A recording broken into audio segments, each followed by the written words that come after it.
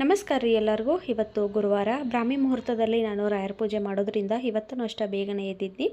ಬೇಗ ಎದ್ದು ಮನೆಯೆಲ್ಲ ಕಸ ಗುಡಿಸ್ಕೊಳಕತ್ತೀನಿ. ಫಸ್ಟ್ ಬೆಡ್ಡೆಲ್ಲ ಕ್ಲೀನ್ ಮಾಡಿಕೊಂಡು ಮನೆಯೆಲ್ಲ ಕಸ ಗುಡಿಸ್ಕೊಂಡು ಮನೆ ಒರ್ಸಕ್ಕೆ ಸ್ವಲ್ಪ ಕಲ್ಲುಪ್ಪು ಪೆನ ಎಲ್ಲ ಹಾಕಿ ಮನೆ ಒರೆಸ್ಕೊಳಕತ್ತೀನಿ. ಇನ್ನು ಬಾಗಿಲೆಲ್ಲ ತೊಳೆದು ರಂಗೋಲಿ ಹಾಕಬೇಕಿತ್ತು. ಇನ್ನು ಕತ್ಲಿತ್ತಲ್ಲ, ಹಾಗಾಗಿ ಹೊರಗಡೆ ಒಬ್ಬಾಕಿಗೆ ಹೋಗೋಕ್ಕೆ ಸ್ವಲ್ಪ ಭಯ ಆಗಿ ನಾನು ಫಸ್ಟ್ ಒಳಗಡೆ ಎಲ್ಲ ಕೆಲಸನ ಮುಗಿಸ್ಕೊಂಡು ಇವಾಗ ಬಾಗ್ಲ ಕಸ ಎಲ್ಲ ಗುಡಿಸಿ ಬಾಗ್ಲನ್ನು ತೊಳಕತ್ತೀನಿ. ಹಿಂದಿನ ದಿವಸ ರಾತ್ರಿ ಎಲ್ಲ ಮಳೆಯಾಗಿಬಿಟ್ಟಿತ್ತು, ಹಾಗಾಗಿ ಬೆಳಗ್ಗೆನ ತೊಳೆದ್ರಾತಂತೇಳಿ ಬಿಟ್ಟಿದ್ನಿ.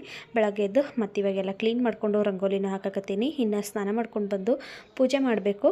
ಇವಾಗ ನಾನು ಪೂಜೆನ ಶುರು ಮಾಡಿ ಇವತ್ತಿಗೆ 8 ವಾರ ಕಂಪ್ಲೀಟ್ ಆಯ್ತು ನೋಡ್ರಿ. ನೆಕ್ಸ್ಟ್ ವೀಕ್ ಒಂದು ಮಾಡೀನಿ ಅಂದ್ರೆ 9 ವಾರ ಆಯಿತು. ರಾಯರ್ದು 9 ವಾರದ ಏನೋ ವ್ರತ ಇತ್ತಲ್ಲ ಅದು ಕಂಪ್ಲೀಟ್ ಆಯಿತು.